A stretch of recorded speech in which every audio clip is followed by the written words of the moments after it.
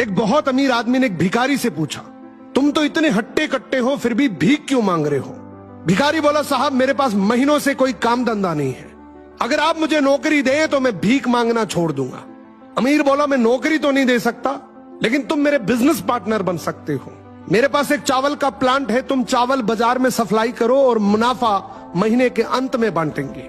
भिखारी ने कहा, लेकिन कैसे बांटेंगे? क्या मैं 20% लूंगा और आप 80%? अमीर बोला, मुझे सिर्फ 10% चाहिए, बाकी 90% तुम्हारा होगा, ताकि तुम जल्दी तरक्की कर सको। भिखारी ने जोरों से काम शुरू कर दिया। उम्दा चावल और सस्ते दामों से उसकी बिक्री बहुत बढ़ गई और उसे खूब मुनाफा हुआ।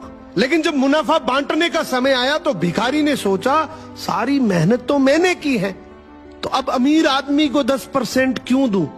अगले दिन अमीर आदमी आया और जब हिस्सा मांगा तो भिखारी ने बहाना करते हुए कहा कि साहब मुझे तो बहुत नुकसान हुआ है, मुझे जितना मुनाफा हुआ है उतना तो कर चुकाना है, तो इस हिसाब से मुझे कोई मुनाफा नहीं होगा, तो आप इसके हकदार नहीं हैं। अमीर आदमी ने कुछ नहीं बोला और वहां से चला गया।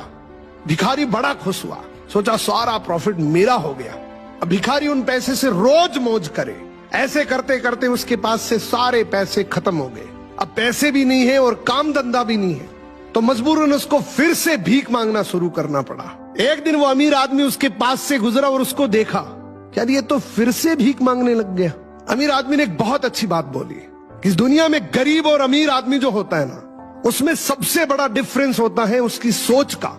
एक रिच माइंडसेट हमेशा ये सोचता है कि मुझे भी प्रॉफिट हो जाए और मेरे साथ जो काम कर रहे हैं उनको भी प्रॉफिट हो जाए, लेकिन एक पुअर माइंडसेट हमेशा ये सोचता है कि जो भी प्रॉफिट हो सिर्फ मुझे ही हो।